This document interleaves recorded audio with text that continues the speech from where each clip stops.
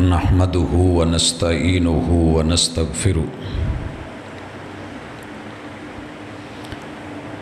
ونعوذ باللہ من شرور انفسنا ومن سیئات اعمالنا من يهده الله فلا مضل له ومن يضلل فلا هادي له وأشهد أن لا إله إلا الله وحده لا شريك له وأشهد أن محمدًا عبده ورسوله صلى الله عليه وسلم أما بعد فإن خير الحديث كتاب الله وخير الهدي هدي محمد صلى الله عليه وسلم وشر الأمور محدثاتها وكل محدثة بدعة وكل بدعة ضلالة وكل ضلالة في النار. أعوذ بالله السميع العليم من الشيطان الرجيم. رب اشرح لي صدري ويسر لي أمري واحلل عقدة من لساني يفقهوا قولي. حاضرین مجلس، احباب گرامی، سامعین و سامعات،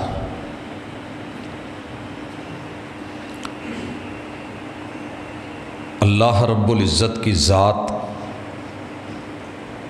پوری کائنات میں بے مثل اور بے مثال ہے. اللہ کی ذات سے نہ کسی اور کو بنایا گیا ہے، نہ حصے دار، نہ ساجی، نہ شریک ٹھہرایا گیا ہے، اور نہ ہی اللہ کی ذات کسی دوسری ذات سے بنی ہے. اس پہ تفصیلی گفتگو گزشتہ ملاقات میں ہوئی کہ انسان کے اور مومن کے عقیدے کا یہ ضروری حصہ ہے کہ انسان یہ عقیدہ اور ایمان رکھے قل هو اللہ احد اللہ الصمد لم یلد ولم یولد ولم یکن لہ کفوا احد. الہ کی ذات، اللہ رب العزت کی تمام تر صفات، وہ اپنی ربوبیت میں اور الوہیت میں اکیلا ہے، وحدہ لا شریک ہے.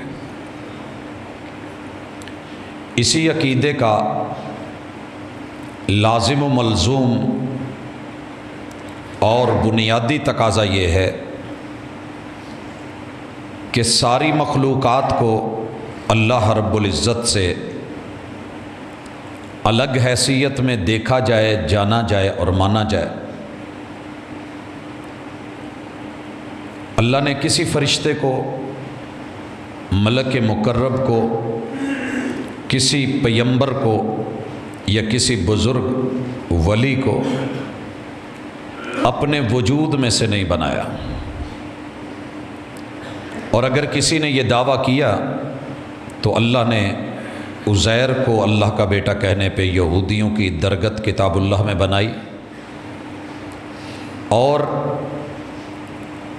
نصرانیوں، عیسائیوں اور کرسچنز پہ کفر کا یہ فتویٰ کتاب اللہ نے آسمان سے لگایا کہ لقد کفر الذین قالوا ان اللہ ثالث ثلاثہ.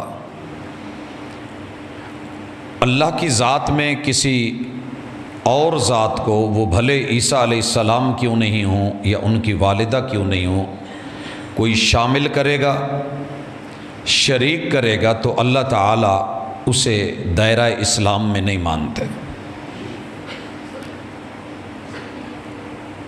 امت کفر، عالم کفر اگر یہ کام کرتا ہے تو ان کے بارے میں سارے مسالک کا ایک ہی فیصلہ ہے کہ یہ جرم ہے. مگر یہی جرم ہم سے اپنی محبوب اور قائد ہستی سیدنا محمد الرسول اللہ صلی اللہ علیہ وسلم کے بارے میں ہو رہا ہے اور اس کا ارتکاب اعلانیہ کرتے ہیں۔ جیسے قوم نوح نے ود، سوا، یغوث، یعوق اور نصر کو رب کا حصہ ٹھہرایا، شریک بنایا،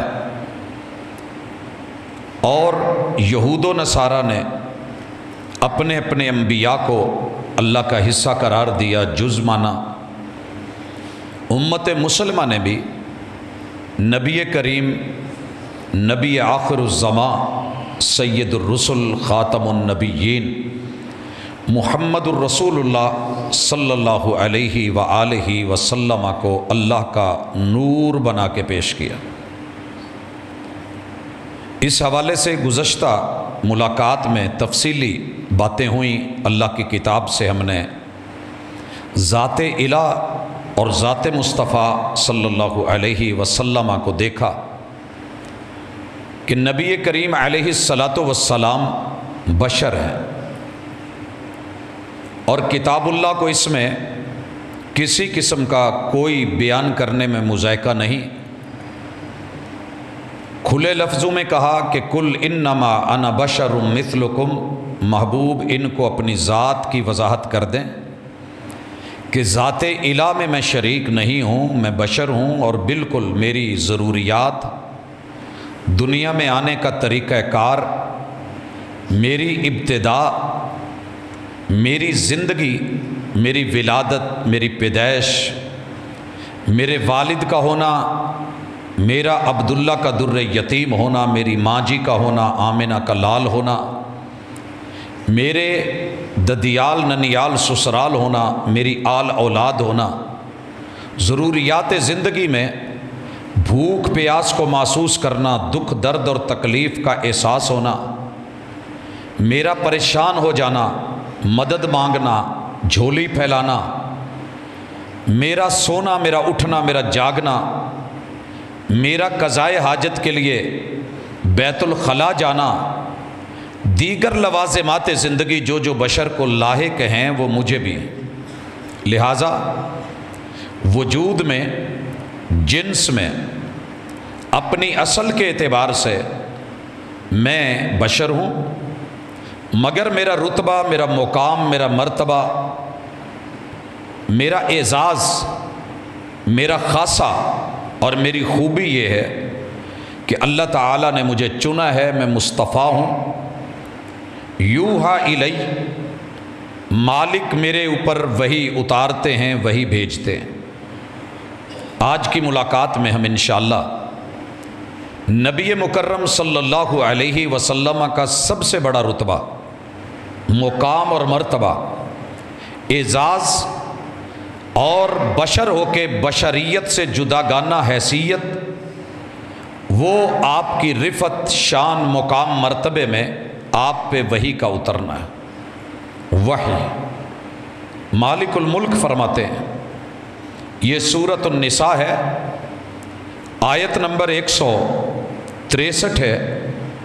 ارشاد باری تعالی ہے، اعوذ باللہ السمیع العلیم من الشیطان الرجیم، انا اوحینا الیک، انا بے شک ہم نے، اوحینا الیک محبوب ہم نے آپ پہ، آپ کی طرف وحی بھیجی ہے۔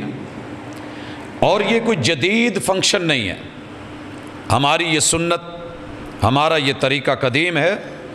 کما اوحینا، بالکل ویسے وحی کا سسٹم، نظام اور طریقہ کار، اور بندوں سے ہمارے رابطے اور ان کی اصلاح کے لیے جو انداز ہے وہ ہم نے نوح علیہ السلام سے باقاعدہ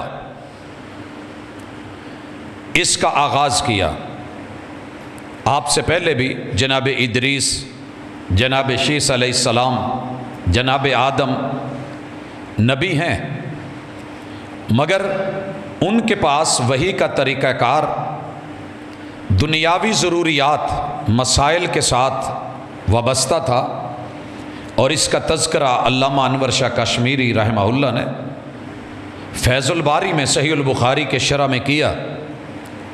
باقاعدہ وہی ائمہ محدثین نے شروحات حدیث میں اور کتب تفسیر میں یہ لکھا ہے کہ احکام کے ساتھ، نواہی کے ساتھ وحی کا باقاعدہ آغاز نوح علیہ السلام پہ ہوا، اور اسی کا تذکرہ سورۃ النساء آیت نمبر 163 کہ محبوب ہم نے آپ کو بھی وحی دی ہے، آپ کی طرف بھی وحی روانہ کی ہے، کما اوحینا الی نوح، جیسے ہم نے نوح علیہ السلام والنبیین من بعدی، اور ان کے بعد جتنے بھی انبیاء آئے ہیں ہم نے سب کی طرف وحی کا سلسلہ جاری رکھا ہے۔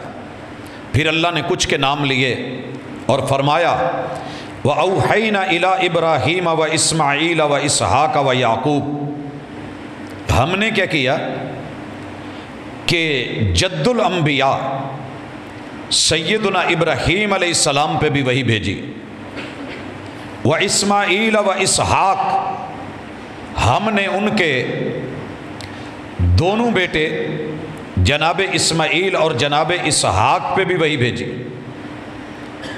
اور پھر اسحاق کے بیٹے وَيَعْقُوب، ہم نے یعقوب علیہ السلام کی طرف بھی وحی بھیجی، والاسباط، ان کی اولادوں میں سے انشاءاللہ کبھی زندگی رہی تو میں انبیاء کا بالترتیب بالخصوص بنی اسرائیل کے انبیاء کا تذکرہ کسی جمعے میں رکھوں گا، تاکہ ذہن میں ایک پورا تناظر رہے کہ کون پیمبر کس کا بیٹا کس کی لڑی سے ہے، کس دور میں ہے اور کن احوال سے گزرے۔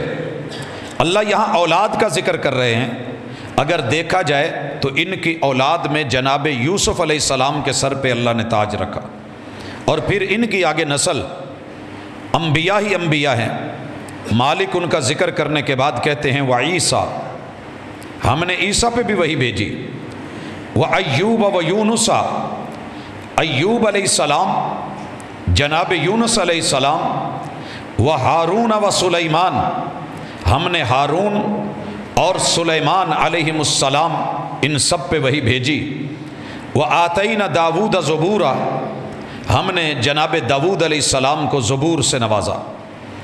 اس کے بعد اللہ کہتے ہیں ورسلا، کچھ انبیاء ایسے ہیں قد قصصناہم علیک من قبل، جن کے تذکرے ہم پہلے کر چکے ہیں، کتاب اللہ میں ہیں، وحی میں ہیں، ہم نے نام لیے ہیں۔ ورسلا لم نقصصہم علیک، کچھ ایسے بھی انبیاء ہیں جن کا تذکرہ ہم نے ضروری نہیں سمجھا، ہم نے بھیجے ہیں۔ وَكَلَّمَ اللَّهُ مُوسَىٰ تَكْلِيمًا، ہم نے وحی بھیجی موسیٰ علیہ السلام سے بالخصوص، ہم نے گفتگو کی اور بات کی۔ ان انبیاء کا کام کیا تھا؟ رسلا مبشرین و منذرین، یہ لوگوں کو اچھائیوں پہ خوشخبریاں دے کے ان کے اچھے انجام جنت کا بتاتے تھے، ومنذرین، اور رب کی نافرمانیوں کے نتیجے میں برے انجام اور جہنم سے ڈراتے تھے۔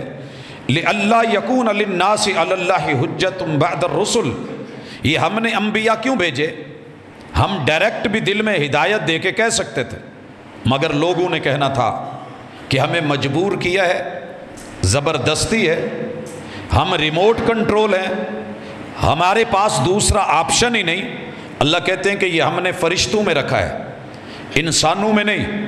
اچھے برے کا امتیاز دے کے، صحیح غلط کی پہچان دے کے، حواس خمسہ سے نواز کے، روشنی اور اندھیرے کا فرق بتا کے، اچھی اور بری آواز کی پہچان کروا کے، دوست اور دشمن کا حوالہ دے کے، اچھی بری خوشبو کا احساس دلا کے، اور اچھے برے ٹیسٹ، اچھے برے لمس کو، اور پھر دل اور دماغ دے کے ہم نے انبیاء کو بھیجا، تاکہ کل قیامت کو اللہ کے خلاف دلیل بنا کے نہ کھڑے ہو جائیں کہ اللہ ہم مجبور تھے، تو جبار تھا، مجبور ہو کے ہم نے کیا۔ اللہ کہتے ہیں نہیں، ہم نے دل دیا، اچھے برے کی سمجھ دی۔ انا ہدیناہ السبیل اما شاکرا و اما کفورا، ہم نے اچھے برے کا امتیاز سکھانے کے بعد آزادی دے دی ہے، انبیاء بھیجے ہیں، ہدایت اتاری ہے، اور پھر کہا ہے کہ اب تیری مرضی، تقدیر کے بہانے نہ بنانا، ہم نے تجھے مجبور نہیں کیا، تیری مرضی اچھا بن، تیری مرضی برا بن، لیکن کل کو ہمارے خلاف حجت پیش کرے کہ اللہ کوئی نبی نہیں، کوئی ہدایت نہیں، کوئی رہنمائی نہیں، کوئی سمجھانے والا ہی نہیں تھا، تو ہم نے سمجھانے والے بھی بھیجے۔ وَقَانَ اللَّهُ عَزِيزًا حَكِيمًا، عزیز کا لفظ یہاں لانا اشارہ ہے کہ تیرا رب طاقت، قوت اور غلبے والا ہے، چاہتا تو زبردستی منوا لیتا، لیکن حکیمہ، اس کی حکمت یہ ہے کہ وہ زبردستی نہیں منواتا، فرشتوں کی طرح انسان کو ریموٹ کنٹرول نہیں رکھتا، اور شیطان کی طرح فری ہینڈ بھی قرار نہیں دیتا، آزادی ہے، اور آزادی کے اندر ایک پابندی ہے، اس دائرے میں رہ کے یہ آزادیاں ہیں، اور ہماری شریعت کو مان لینے کے بعد آپ کو یہ بھی کرنا ہے، یہ بھی کرنا ہے، یہ بھی کرنا ہے، اور یہ نہیں کرنا، یہ نہیں کرنا، یہ نہیں کرنا، یہ وہی ہے۔ حضرات اب ہم سورہ شورى کی طرف بڑھتے ہیں کہ یہ وہی جو اللہ نے اتنے نبیوں کی طرف کی، انبیاء کو ان کے بارے میں کہا، یہ ویلیو کیا ہے، اتھارٹی کیا ہے، اس کا لیول کیا ہے، طریقہ کار کیا ہے۔ مالک الملک فرماتے ہیں وَمَا كَانَ لِبَشَرٍ، پہلے اعلان کروایا کہ محبوب ان کو کہہ دو میں بشر ہوں، اب وحی کن پہ آتی ہے، طریقہ کار کیا ہے، اللہ خود بتاتے ہیں وَمَا كَانَ لِبَشَرٍ أَن يُكَلِّمَهُ اللَّهُ إِلَّا وَحْيًا، تیرے رب کا قاعدہ، ضابطہ اور اصول یہ ہے، اللہ کسی بھی بشر سے بات نہیں کرتے، اللہ بشر سے بات نہیں کرتے کہ ڈائریکٹلی رب سامنے آ جائے۔ لوگوں نے کہا تھا، اعتراض کیا تھا کہ جو رب آپ سے بولتا ہے ہم سے کیوں نہیں بولتا، اور یہودیوں نے کہا تھا ہم موسیٰ آپ پہ ایمان نہیں لانے والے حتیٰ نر اللہ جہرا، جب تک رب کو سامنے نہیں دیکھ لیتے، اعلانیہ ہمارے سامنے آئے اور اپنا آپ دکھائے اور بولے اور کہے کہ میں اللہ ہوں۔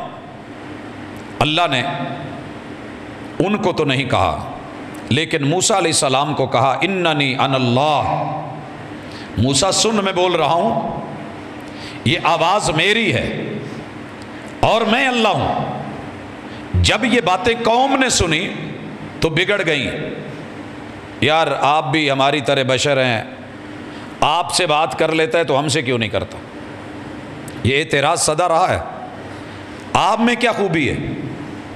موسیٰ علیہ السلام ان کو ساتھ لے گئے اللہ کی اجازت سے، مالک الملک نے کہہ دیا کہ وَمَا كَانَ لِبَشَرٍ أَن يُكَلِّمَهُ اللَّهُ، تیرے رب کا اصول ہے ہی نہیں کہ وہ بشر سے بات کرے، یہ تو نہیں ہوگی۔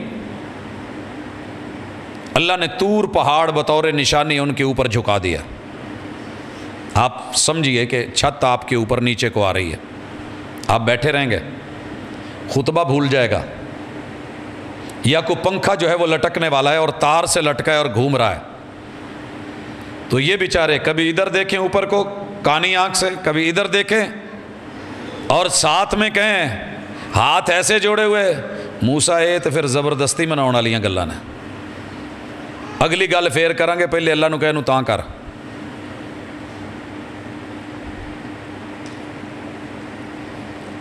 اللہ نے اپنا آپ دکھایا، عقل مند ہوتے تو سمجھ آ گئی تھی کہ جس پہاڑ کو اپنی جگہ سے ہلانا مشکل ہے، وہ پہاڑ سر کے اوپر آ رہا ہے،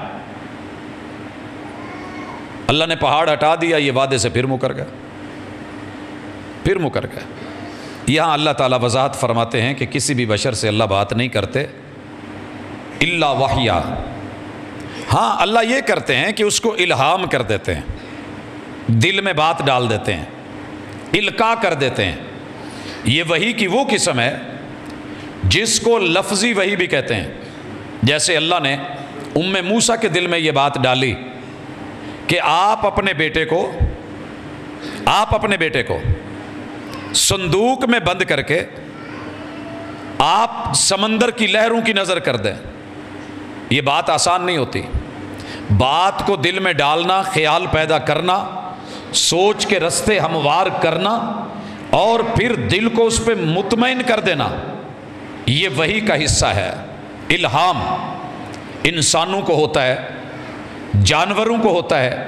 اللہ نے سورۃ النمل میں چیونٹیوں کا ذکر کیا، شہد کی مکھی کا ذکر کیا کہ کیسے وہ اڑتی ہے، عام پھولوں پہ نہیں بیٹھتی، خاص پھولوں پہ بیٹھ کے، گندگی پہ نہیں بیٹھتی، صاف ستھری چیزوں پہ بیٹھ کے، رس چوس کے، لے کر کے، اڑان بھر کے، جا کر کے، چھتے بنا کے، شہد بنا کے۔ تو یہ اللہ نے طریقہ کار، اور اس کا ذکر مالک الملک نے سورہ الاعلیٰ میں بھی کیا، سبح اسم ربک الاعلیٰ الذی خلق فسوی والذی قدر فہدی۔ تیرا رب وہ ہے پاکیزگی کے لائق، شکوے کے لائق نہیں۔ سبح اسم ربک الاعلیٰ، جو سب سے سر بلند ہے، اعلیٰ ہے۔ الذی خلق فسوی، جس نے بنایا ہے اور بڑا برابر بنایا ہے، کمال بنایا ہے۔ یہ برابری اگر دیکھنی ہو تو کبھی جوتوں کی دکان پہ جا کے دیکھیں، ایک پاؤں کا سائز ہے، دوسرا ہم چیک کر کے لے جاتے ہیں، اس میں پورا ہوتا ہے، بنانے والے کو اندازہ ہے کہ جب ایک ایسا ہے تو دوسرا بھی ایسا ہی ہوگا۔ آنکھ کو دیکھ لیں، دونوں کے رب نے کٹ برابر رکھے ہیں۔ ہاتھوں کو دیکھ لیں، سائز برابر رکھے ہیں۔ ہمارا جب درزی ناپ لے رہا ہوتا ہے دونوں بازوں کی تو نہیں لیتا، ایک سائیڈ کی ناپ لی اور پتہ چل گیا کہ یہ ایسے ہے۔ ٹانگوں کو دیکھ لیں، شلوار کی ناپ ایک سائیڈ سے لی جاتی ہے، اللہ کہتے ہیں یہ ہم نے بنایا ہے۔ خالق فسوی والذی قدر، پھر ہم نے اندازے، تخمینے، لاگتیں، ضرورتیں، حاجتیں، مسائل، وسائل دے کے فہدا، ہم نے الہام کر دیا، سمجھا دیا، پڑھا دیا، رستہ دکھا دیا، اور دل میں یہ باتیں ڈال دی کہ کیا کرنا ہے۔ اس کی مثال لینی ہو تو بچہ جب پیدا ہوتا ہے، دنیا میں آتا ہے، دنیا نئی ہے، کوئی زبان نہیں آتی، بھوک لگتی ہے تو کون ہے جو اس کے ہاتھ پاؤں کو حرکت دے کے کہتا ہے کہ ذرا ہلا، تجھے دنیا دیکھے؟ اشارے کی دنیا، اشارے کی زبان۔ دادی اماں، نانی اماں، رشتہ دار دیکھ کے کہیں بیٹا اٹھو، بچہ ہاتھ پاؤں مار رہا ہے، بھوک لگی ہے۔ اور جب ہاتھ پاؤں کوئی نہ دیکھے تو انٹرنیشنل لیول کی ٹون کو اندر کون چلاتا ہے کہ تو رو، تیرے رونے سے پورے حال میں پتہ چلے گا، یہاں روم میں پتہ چلے گا کہ بچے کو بھوک لگی ہے۔ یہ سارے سیٹ اپ، اور پھر گائے کے بچے کو پیدا ہوتے ہی پچھلی ٹانگوں میں کون بھیج دیتا ہے، اور ہاتھی کے بچے کو پیدا ہوتے ہی اگلی ٹانگوں میں کون بھیج دیتا ہے؟ میں نے کبھی گائے کے بچے کو، بھینس کے بچے کو، بکری کے بچے اگلی ٹانگوں میں جاتے نہیں دیکھا، اور ہتھنی اس کے بچوں کو پچھلی ٹانگوں میں جاتے نہیں دیکھا۔ جو رب نے جہاں جس کے لیے رکھا ہے، اور اللہ خود کہتے ہیں الم نجعل لہ عینین، کیا تیری آنکھیں نہیں بنائی کہ تو دیکھ سکے؟ ولسانا وشفتین، ہم نے پکڑ کے لیے ہونٹ اور چوسنے کے لیے زبان نہیں بنائی، اور اس میں کرو نہیں رکھا کہ اس کو کلوز کر لے، گول کر لے، اس کا پرنالہ بنا لے اور دودھ کو چوس لے۔ فہدیناہ النجدین، ہم نے الہام کر کے، سمجھا کر کے، دل میں بات ڈال کے اسے نہیں بتایا کہ تیری ماں کی چھاتیاں کس طرف ہیں۔ یہ ساری چیزیں اللہ کی طرف سے القاء ہے، آپ کے میرے دل میں اچھے برے کا امتیاز آتا ہے، اور اللہ سجھاتے ہیں۔ یہ بشر کے ساتھ، اللہ کا عام بشر کے ساتھ معاملہ ہے کہ آپ کو اچھے برے کا امتیاز اللہ نے سمجھا دیا ہے۔ بھوک لگی ہے تو مجھے کیا لینا ہے، اندر سینسر لگا دیے، آج مجھے گوشت کریلا، آج جو ہے وہ ماشاءاللہ مٹن پالک، آج کیا کھانا ہے، آج فش ہونی چاہیے۔ اندر جس چیز کی ضرورتیں ہیں وہ سینسر آپ کو ادراک کروا دیتے ہیں، الفاظ بن کے زبان پہ آ جاتے ہیں، گھر والے ڈیمانڈ کر لیتے ہیں، آپ بازار میں جاتے ہیں، رب مہیا کر کے منڈی میں پہنچائے ہوئے ہوتے ہیں، آپ خرید کے لے آتے ہیں اور آپ کی ضرورتوں کا باعث بنا دیتے ہیں۔ تو یہ الہام اور وحی اور القاء، بات کا کھل جانا، کشف ہو جانا، حقیقت صورتحال واضح ہو جانا، رات کے اندھیرے میں کون ہے؟ آپ سوئے ہوئے ہیں، آپ سوئے ہوئے ہیں بالکل آخری بارڈر کے اوپر، ساری دنیا سو گئی ہے، اس سائیڈ پہ بہنیں ہیں وہ بھی سو گئی، ادھر بھائی ہیں وہ بھی سو گئے، ادھر والد ہیں وہ بھی سو گئے، سر کی طرف ماں جی ہیں سارے سو گئے، مگر وہ جاگ رہا ہے۔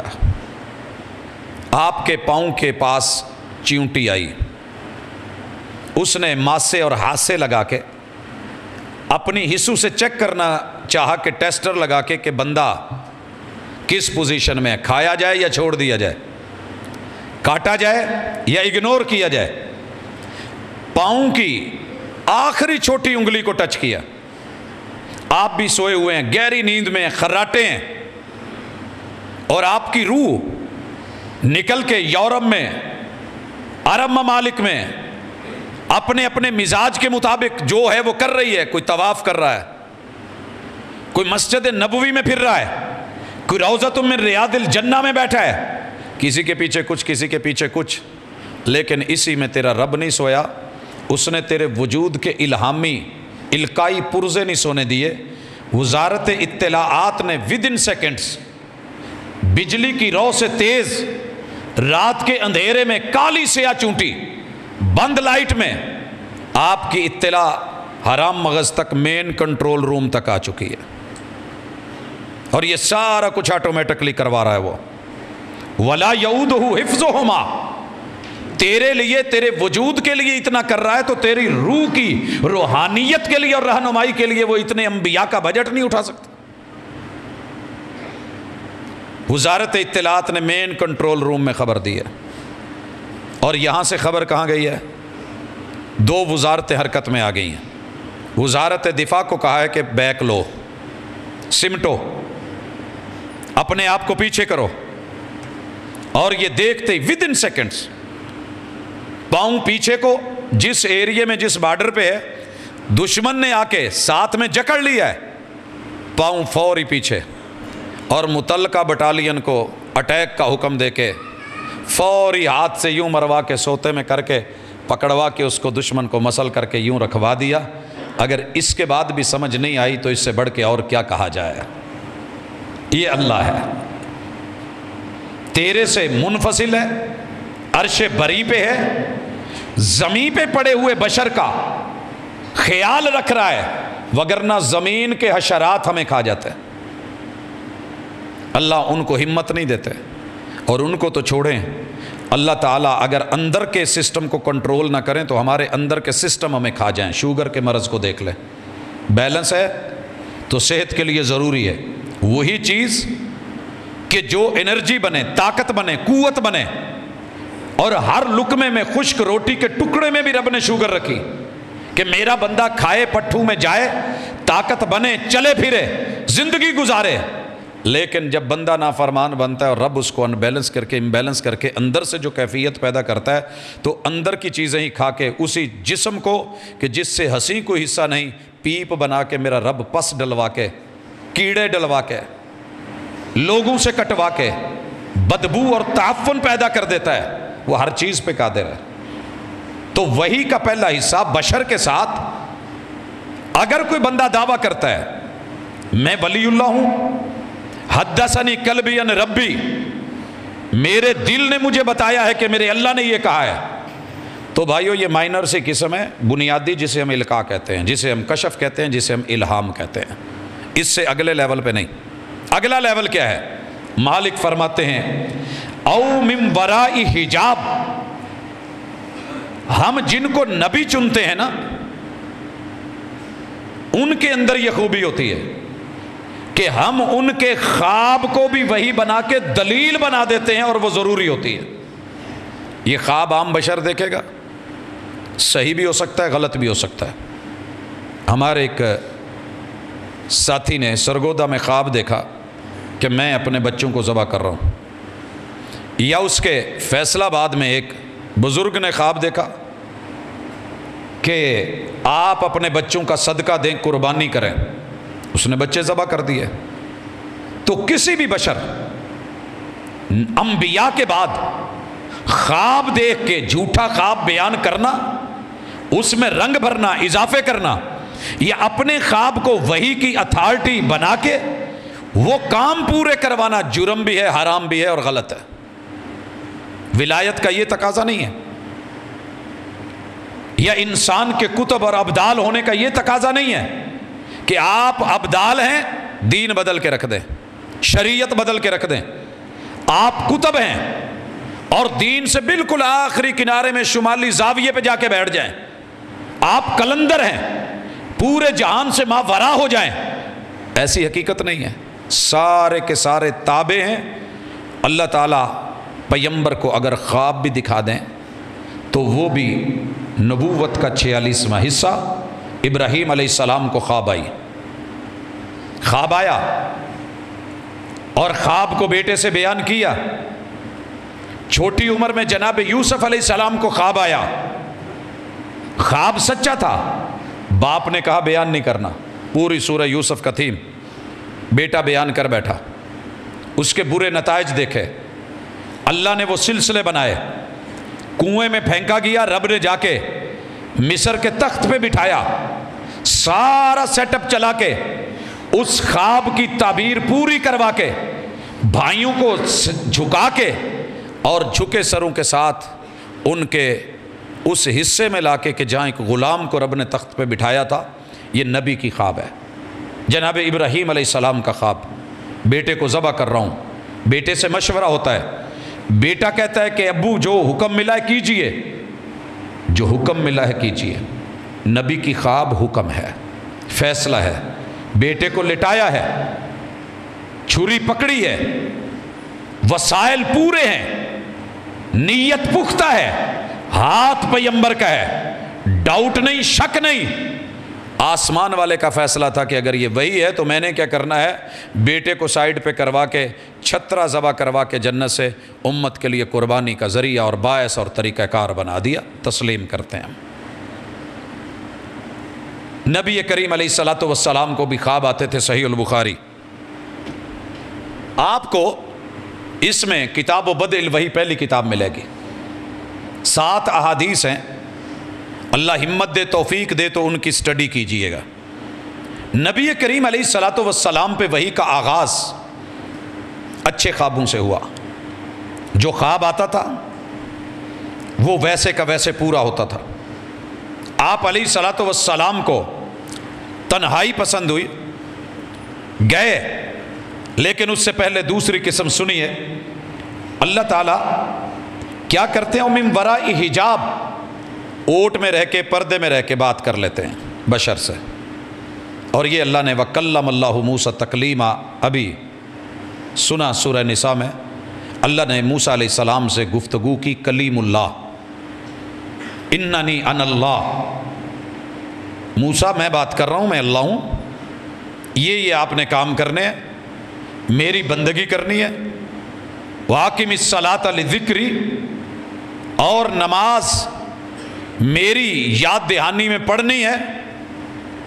یہ باتیں ساری اللہ تعالیٰ نے انبیاء سے جو کی قرآن میں ذکر کر دی ہیں، من وراء حجاب، پردے میں رہ کے اللہ تعالیٰ سے۔ نبی کریم علیہ الصلوۃ والسلام گئے، عرش بری والے نے افلاق پہ بلایا، سبحان الذی اسری بعبدہ لیلا من المسجد الحرام، مسجد حرام سے آغاز ہوا، مسجد اقصی پہنچایا گیا، قرب و جوار کی نشانیاں دکھا کے معراج کروایا گیا، اور نبی کریم علیہ الصلوۃ والسلام سے اللہ نے بات کی، اور جو بتانا تھا بتایا، جو کہنا تھا کہا، جو سننا تھا وہ سنا، جو دینا تھا وہ دیا۔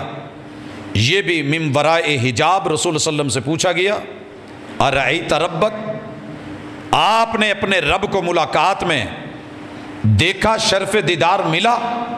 آپ علیہ الصلوۃ والسلام فرماتے ہیں نور انا اراہ، وہ نور کی چادروں میں لپٹی ہوئی ذات، روشنی ہی روشنی، میں کیسے دیکھ سکتا تھا؟ حضرات، اللہ کی مثال بڑی اعلیٰ ہے، مگر ایک مثال سے سمجھیے۔ ہمارے ایک دوست کو ہم نے یہ شکوہ کرتے ہوئے سنا کہ ساجد صاحب آپ میرے بالکل سامنے کھڑے تھے، آپ نے میری گاڑی بھی دیکھی، نمبر پلیٹ بھی دیکھی، گاڑی میں بیٹھا ہوا تھا، مجھے بھی دیکھا، پھر آپ نے مجھے اگنور کیا۔ میرا جواب یہ تھا کہ محترم، دن کا ٹائم ہوتا تو آپ کا اعتراض درست تھا، رات کا ٹائم ہے، آپ نے لائٹیں جلا رکھی تھی، بیم فل تھے، مجھے آپ کا نمبر بھی نہیں دکھا، مجھے سکرین کے اندر کون بیٹھا ہے وہ بھی نہیں دکھا۔ یہ تو ہماری اپنی، آپ نے بھی دیکھا ہوگا کہ گزرنے والا دیکھ رہا ہے، جو اس روشنی کے پیچھے ہے وہ دیکھ رہا ہے۔ رب کی ذات ہے، اس کی مثال ہی اعلیٰ ہے۔ جب محبوب کہہ رہے ہیں کہ نور انا ارا، اور اللہ نے یہ موقع رکھا ہے، سرپرائز رکھا ہے جنت میں دینے کا، تو من ورائے حجاب اللہ نے بات کی۔ یا اللہ کی وحی کا ایک اور طریقہ ہے، او یرسل رسولا، اللہ کسی رسول کی طرف رسول بھیج دے۔ رسولوں کے پاس کون رسول آتا ہے؟ کسے بھیجا جاتا ہے؟ نازل بہ الروح الامین، وہ روح الامین ہیں، وہ جبریل امین ہیں۔ اللہ فرشتے کو وحی دے کے بھیج دیتے ہیں، بِإِذْنِهِ مَا يَشَاءُ، حکم اللہ کا ہوتا ہے، جو رب چاہتے ہیں وہ لے کے آتا ہے، جو رب چاہتے ہیں وہ لے کے آتا ہے۔ اور نبی کریم علیہ السلام نے اِنَّهُ عَلِيٌّ حکیم، قرآن آیا اور مالک نے کہا کہ تیرا رب بلند و بالا بھی ہے، حکمتوں والا ہے، وہ ایسے کیوں کرتا ہے؟ یہ تیرا میدان نہیں ہے، تیری فیلڈ نہیں ہے، تجھے بس ماننا ہے۔ اس کے آگے اور بڑے ساری اللہ نے گتھیاں سلجھائی ہیں، لیکن وہی کہ اس انداز کو صحیح البخاری میں ذرا ایک نظر دیکھتے چلیے۔ نبی کریم علیہ السلام آپ پہ وحی آتی ہے، اور اس وحی کا آپ انداز بتاتے ہیں کہ میرے اوپر وحی مالک الملک کیسے بھیجتے ہیں۔ نبی کریم علیہ السلام فرماتے ہیں، یہ صحیح البخاری ہے اور اس کی دوسری حدیث ہے، حدیث کی راویہ ام المومنین سیدہ عائشہ رضی اللہ تعالی عنہ ہے، فرماتی ہیں کہ نبی کریم علیہ السلام ان سے یہ کہا گیا اور پوچھا گیا، اور پوچھنے والے کون ہیں؟ حارث بن ہشام۔ سأل رسول اللہ صلی اللہ علیہ وسلم، آپ سے پوچھا، فقال یا رسول اللہ، اے اللہ کے رسول صلی اللہ علیہ وسلم، کیف یأتیک الوحی، آپ کے پاس وحی کیسے آتی ہے؟ آپ کے پاس وحی، سوال ڈائریکٹ محمد رسول اللہ صلی اللہ علیہ وسلم سے، اور جواب بھی آپ دے رہے ہیں۔ سید الرسل فرماتے ہیں، آپ کا اپنے الفاظ ہیں، فقال، آپ نے کہا، احیانا یأتینی مثل سلسلۃ الجرس، میرے پاس جب وحی آتی ہے تو اس کی کیفیت لوگوں نے اس کا ترجمہ کیا ہے کہ گھنٹیاں بجنے لگتی ہیں۔ دوسرے لفظوں میں، ہم سوئے ہوئے ہوتے ہیں، بیٹھے ہوئے ہوتے ہیں، کام ہوتے ہیں، اگر ہم نے الارم لگایا ہوا ہو، وائبریشن پہ ہو، یا ہم نے کوئی ساؤنڈ چنی ہو، تو نبی کریم علیہ السلام نے کہا کہ جب وحی آنی ہوتی ہے تو وحی کے الارم کھڑک جاتے ہیں، وجود میں تھر تھراہٹ کی کیفیت ہوتی ہے، اور جیسے گھنٹیوں کے بجنے کی آواز ہے وہ کیف ہوتی ہے۔ وَهُوَ أَشَدُّهُ عَلَيْهِ، وہی جتنے بھی طریقوں سے میرے اوپر اللہ تعالیٰ بھیجتے ہیں، سب سے زیادہ یہ والی کیفیت، کھڑکھڑاہٹ میں، اور جسم، اور یہ ان لوگوں کو پتہ ہے جو علم سے وابستہ ہیں۔ اسی لیے علامہ انور شاہ کشمیری جب اس بحث میں پڑھے کہ وحی کی حقیقت کیا ہے، رسول اللہ صلی اللہ علیہ وسلم بتا رہے ہیں صحیح بخاری میں، اور آپ بتا رہے ہیں کہ بڑی سخت۔ امام صاحب کہتے ہیں کہ سیدھی بات یہ ہے کہ چونکہ ہم پہ وحی کی یہ قسم آئی نہیں، ہم جتنے مرضی بڑے ادیب ہوں، جتنے مرضی بڑے خطیب ہوں، اس کی کیفیت کو بھانپ بھی نہیں سکتے، بیان کرنا تو دور کی بات ہے، جس مرحلے سے ہم گزرے ہی نہیں، رسول صلی اللہ علیہ وسلم کی تکلیف کیا تھی؟ پسینے سے شرابور ہو جاتے تھے، بیٹھے بیٹھے رنگ تغیر پذیر ہو جاتا تھا۔ آپ علیہ الصلاۃ والسلام اگر جسم کا کوئی حصہ یا ٹانگ کسی دوسرے پہ ہے تو وہ پہاڑ کی طرح بوجھل ہو جاتا تھا، برداشت سے باہر۔ رسول اللہ صلی اللہ علیہ وسلم فرماتے ہیں وحی کی یہ کیفیت میرے اوپر بڑی بوجھل، بڑی وزنی، فیفسم عنی، اور جب یہ کیف اور الارم اور گھنٹیاں، تھر تھراہٹ، کپ کپاہٹ، اور یہ رسول اللہ صلی اللہ علیہ وسلم پہ طاری ہوئی تھی جب جبریل امین پہلی دفعہ آپ کو حرا میں ملے تھے، اور اس میں پکڑ کے آپ کو جیسے پوائنٹ آن نہیں کیے جاتے، پکڑ کے دبایا تھوڑا سا جیسے ہم پش کرتے ہیں، تو اس میں جب بازو میں لیا یا جکڑا، نبی کریم علیہ الصلوۃ والسلام کے ساتھ زندگی میں یہ پہلا واقعہ تھا، اور تنہائی میں تھا، خلوت میں تھا، جبل نور غار حرا میں تھا، تو آپ کے اوپر اس وحی کا وزن، اس وحی کی ہیبت، اس وحی کی عظمت، یوحا الی، اکیلے پیغمبر پہ وحی آئے اور وحی کو برداشت کر لیں، یہ صرف اللہ نے اس پیغمبر کے اندر کیپیسٹی رکھی ہوتی ہے، عام بشر میں نہیں ہوتی، لہٰذا اللہ ان پہ یہ تکلیف ڈالتے ہی نہیں۔ لا یکلف اللہ نفسا، کسی جان کو رب تکلیف میں ڈالتے ہی نہیں، الا وسعہا، جتنی اس میں ہمت ہوتی ہے، عام بشر میں یہ ہمت نہیں۔ یہ ہے میرے نبی کا مقام، یہ ہے وحی، یہ ہے اتھارٹی، یہ ہے ویلیو، یہ ہے رسول اللہ صلی اللہ علیہ وسلم کی شان اور مقام۔ مگر بشر ہونے کے ناطے آپ پہ خوف بھی ہے، آپ گھبرائے ہوئے بھی ہیں، آپ علیہ الصلاۃ والسلام کو جو ہے وہ سردی بھی لگ رہی ہے، ٹمپریچر ہائی ہو گیا ہے، اور اس کا تذکرہ نبی کریم علیہ الصلاۃ والسلام کے حوالے سے صحیح بخاری کتاب و بدء الوحی حدیث نمبر 3 میں خود رسول اللہ صلی اللہ علیہ وسلم کی زبانی سیدہ خدیجہ نے بیان کیا ہے کہ یہ غار حرا میں تھا اور وہاں یہ وحی آئی اور مجھے کہا کہ اقرا پڑھو، میں نے کہا ما انا بقارئ، میں پڑھا ہوا نہیں ہوں، میں پڑھ نہیں سکتا، میں پڑھوں بھی کیا؟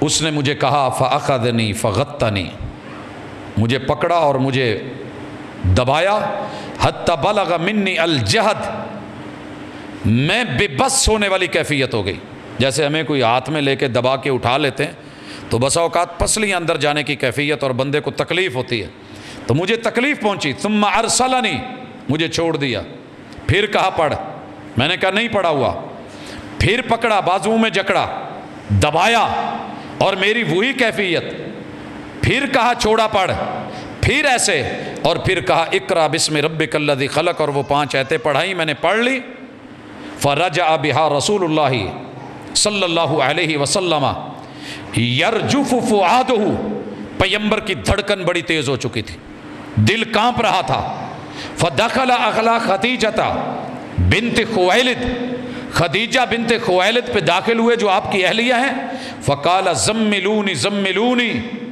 مجھے کچھ چادر، کپڑا، کھیس، رضائی، کمبل جو بھی ہے اڑا دو، فزملو، آپ کو لپیٹ دیا گیا، آپ لیٹ گئے، آسانی سے لٹایا، کچھ نہیں کہا گیا، حتیٰ کہ آپ پہ جب ذہب عنہ الروع، وہ ہیبت، وہ ڈر، وہ خوف، وہ پریشانی، وہ تکلیف آسانی میں بدل گئی اور آپ نارمل کنڈیشن میں ہو گئے۔ فقال لخدیجہ، آپ نے ان کو سارا واقعہ بتایا، وَأَخْبَرَهَا الْخَبْرِ لَقَدْ خَشِيتُ عَلَى نَفْسِي، میری اہلیہ مجھے لگتا ہے کہ اب میں نہیں بچوں گا۔ اس قدر خوفناک مرحلہ تھا یہ، وحی کا آسان نہیں ہے۔ نبی کریم علیہ الصلوۃ والسلام کہہ رہے ہیں انی اخاف علی نفسی لقد خشیت علی نفسی، یہاں کردار نبھایا تھا بیوی نے، اور یہ ہوتی ہے بیوی، اور یہ ہوتا ہے شوہر، دکھ ملے تو دائیں بائیں نہیں، سیدھا گھر، آسانیوں میں بھی گھر، پریشانیوں میں بھی گھر، مگر ادھر کیا ہے؟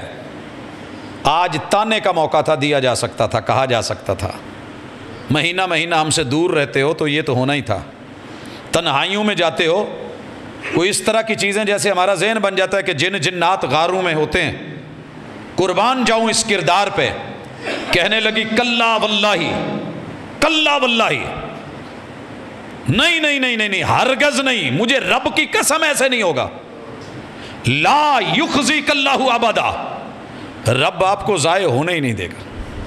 آپ ضائع ہو جائیں، میرا سرتاج ضائع ہو جائے، میرا شوہر نامدار اسے کوئی گزند یا تکلیف پہنچے، یا آپ کا وجود محبوب اگر آپ چلے گئے، انک لتصل الرحم، رحم کے رشتوں کی قدر کون کروائے گا؟ انہیں ملنا کون سکھائے گا؟ یہ ہے پہلی خوبی کہ ہم رحم کے رشتوں کو ملائیں. کاٹ ڈالا ہے ہم نے، دور ہو گئے ہیں. اور دوسری خوبی وَتَحْمِلُ الْكَلْ، محبوب لوگوں کے بوجھ کون اٹھائے گا؟ وہ بوڑھی عورتوں کی گٹھڑیاں کون لے گا؟ یہ لوگوں کے کام کون کروائے گا؟ مسئلے مسائل حل کون کروائے گا؟ وَتَقْسِبُ الْمَعْدُومِ، معذوروں کو، مسکینوں، یتیموں، بیواؤں کو جو کمانے کے قابل نہیں، ان کو کما کے لا کے کھلائے گا کون؟ اور وَتَقْرِي الضَّيْفِ، مہمانوں کو مہمان نوازیاں کر کے کون دکھائے گا اور سکھائے گا کون؟ وَتُعِينُ عَلَى نَوَائِبِ الْحَقِّ، حق کے ساتھ مشکل ترین مقامات پہ بھی سٹینڈ لینا آپ کے علاوہ کون کر سکے گا؟ کون کھڑا ہوگا؟ وہ حلف الفضول جہاں فضل نامی لوگ ملے اور ایک مظلوم مکے میں آیا، ابو جہل جیسے بڑے بڑے سرداروں کے ہوتے ہوئے بھی محمد الرسول صلی اللہ علیہ وسلم نے مظلوم کا ساتھ دینے کا قانون پاس کروایا.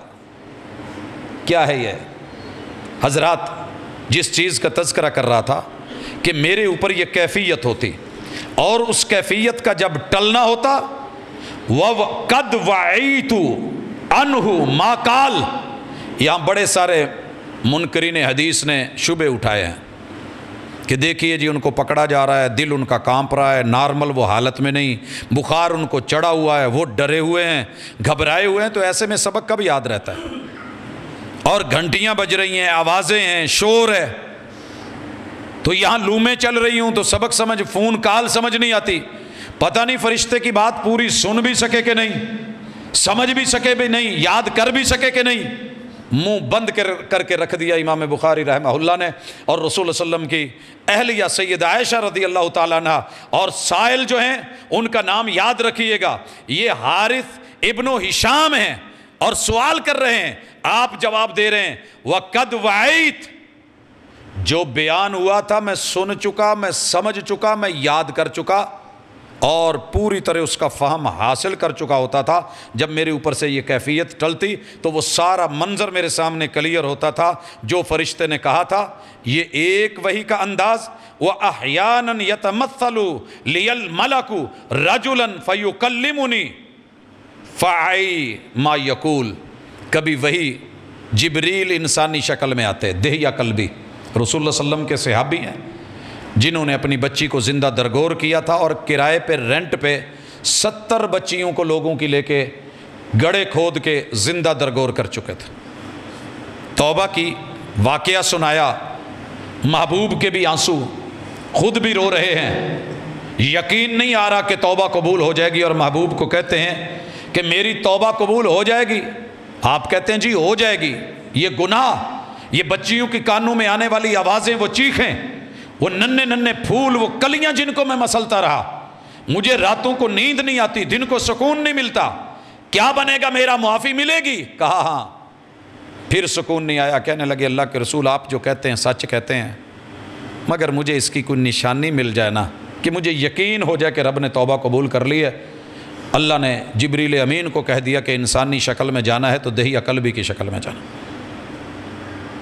اور صحیح مسلم کی پہلی حدیث، انسانی شکل میں آنے والے فرشتے کو مدینے کے لوگ پہچان نہ سکے، کیونکہ وہ لوکل نہیں ہے، وہاں کا رہنے والا نہیں ہے، اور کپڑے صاف ہیں، مسافر بھی نہیں ہے.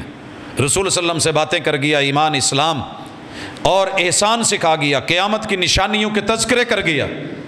اور جب چلا گیا تو رسول صلی اللہ علیہ وسلم نے کہا عمر جانتے ہو کون ہے؟ کہا اللہ اور اس کے رسول کو بہتر علم. کہا یہ جبریل تھا، تمہیں تمہارا دین سکھانے آیا تھا. انسانی شکل. اور اس کی ایک اور کیفیت نبی کریم علیہ الصلاۃ والسلام نے اس کا بھی تذکرہ فرمایا کہ میں ہیرا پہ تھا اور فرشتے کو اصلی شکل میں دکھایا گیا مجھے. وہ آسمان پہ 600 پر ہیں، پورے افق کو ڈھانپ رہا ہے. فرشتہ اپنی اصلی شکل میں، فرشتہ انسانی شکل میں. فرشتہ پیغام لے کے آئے، الارم بجنے لگے، خبر ہو جائے کہ فرشتہ آیا ہے. یہ وحی کی شکل محمد رسول اللہ صلی اللہ علیہ وسلم پہ رہی. یا انبیاء کے ساتھ اللہ تعالیٰ گفتگو کرے من ورائے حجاب، یہ بھی کیف محمد رسول صلی اللہ علیہ وسلم کے ساتھ رہی. الہام کی کیفیات اور خواب اور دیگر جو ہیں وہ وحی کے حصے یہ ہیں. یوحا الی، ان ذرائع سے اللہ بات کرتے ہیں اپنے پیغمبر سے. پھر جا کے کہتے ہیں، اور یہ جو اللہ کا کہنا ہے یہ سورۃ النجم میں پارہ نمبر 27 میں، یہ اللہ نے ایسے نہیں کہہ دیا، اس کے پیچھے ایک بہت بڑا تھیم ہے اور ضرورت ہے کہ جو لوگوں نے باتیں بنائیں ان لوگوں کو صحیح کیا جا سکے. مالک الملک فرماتے ہیں کہ لوگوں اس بات کو بھی سمجھنے کی کوشش کرو، تمہارا رب وہ رب ہے وَالنَّجْمِ اِذَا ہوا، وَالنَّجْمِ اِذَا ہوا. تارے ٹوٹ کے گر سکتے ہیں، غائب ہو سکتے ہیں، نظام شمسی ادھر سے ادھر ہو سکتا ہے، راستے بھول سکتے ہیں. کُلٌّ فِي فَلَكٍ يَسْبَحُونَ، ہر ستارے کو میں نے اس کے ایک خاص دائرے خاص حرکت میں رکھا ہے. مگر میں یہ تو مان لوں گا کہ ستارے جھڑ گئے، نظام شمسی تباہ و برباد ہو گیا، وہ اپنے راستے بھول گئے، زمین اپنے محور سے ہٹ گئی.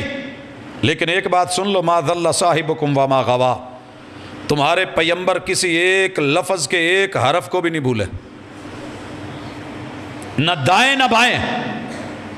یہ جو تم سمجھ رہے ہو نا، ما ضل کہتے ہیں راستہ بھول جانے کو، غوا اپنی مرضی سے سائیڈ پہ ہو جانا، جان بوجھ کے بھول جانا، گم ہو جانا. نہ وہ خود ہوئے ہیں نہ کیے گئے ہیں. وما ينطق عن الهوى، میں تمہیں یہ کہہ رہا ہوں کہ وہ اپنی خواہشات اور مرضیوں سے بولنے والی ہستی ہے ہی نہیں. ان ہوا الا وحی یوحا، یہ وحی ہے ان کی طرف کی گئی ہے. علمہ شدید القوا، جس کو ہم نے پڑھانے کے لیے بھیجا ہے نا، وہ جبریل امین ہے، بڑے طاقتور ہیں. ذو مرۃ فاستوی وہو بالافق الاعلی، یہ افق اعلیٰ کے اوپر جو رسول صلی اللہ علیہ وسلم نے کہا کہ میں نے اتنے پروں میں جبریل امین کو اصلی شکل میں دیکھا. ثم دنا فتدلی، پھر قربتیں ہوئیں اور قربتیں ہوئیں. فکان قاب قوسین او ادنا، پھر 2 زانو ہو کے جب آپس میں بیٹھے، اللہ نے وہ بھی منظر کھینچے. ان کی دوری کا فاصلہ 2 قوس کے برابر. اور حضرات کبھی قوس چلانے والے جانتے ہیں، جو تیر چلاتے ہیں، جنہوں نے قوس بنائی ہوتی ہے، گول کمان بنائی ہوتی ہے، اس کی آخری رینج یہ ہوتی ہے، یہ سائز ہے.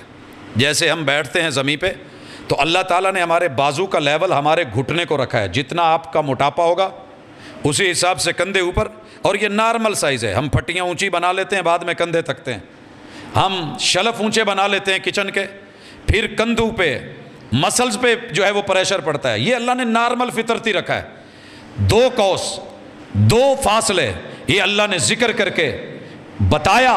فَأَوْحَا إِلَىٰ عَبْدِهِ مَا أَوْحَا، پھر اللہ کے بندے کی طرف رب نے جو وحی بھیجی تھی، جبریل امین نے وہ وحی کر دی. مَا كَذَبَ الْفُؤَادُ مَا رَأَىٰ، جو دیکھا تھا وہ جھوٹ نہیں تھا، وہ جبریل امین تھے، سچ تھا.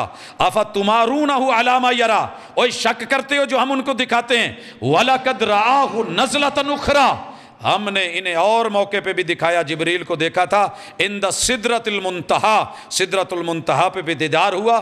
عندہا جنت المأویٰ، جہاں ہم نے جنت المأویٰ رکھی ہے.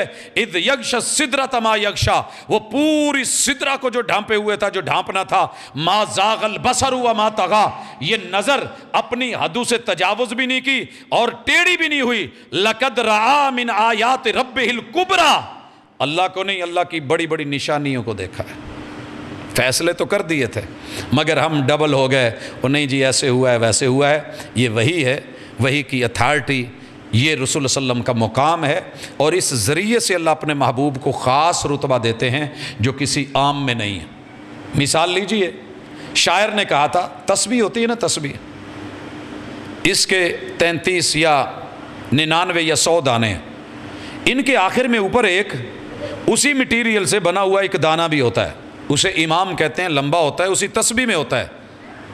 جو خاص ہیں وہ شریک گروہ عام نہیں، جو خاص ہیں وہ شریک گروہ عام نہیں، شمار دانہ تسبیح میں امام نہیں، گنو گے تو وہ دانوں پہ گنا جائے گا۔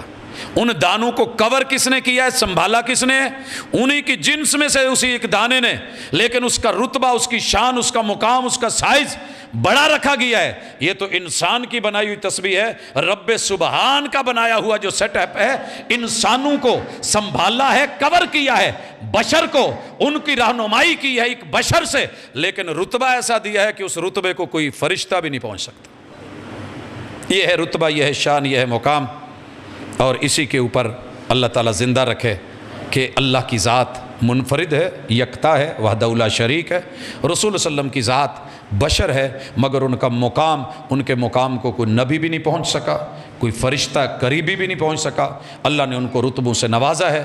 وَرَفَعْنَا لَكَ ذِكْرَكَ، ان کے ذکر کی بلندیاں پورے جہانوں سے بالا ہیں۔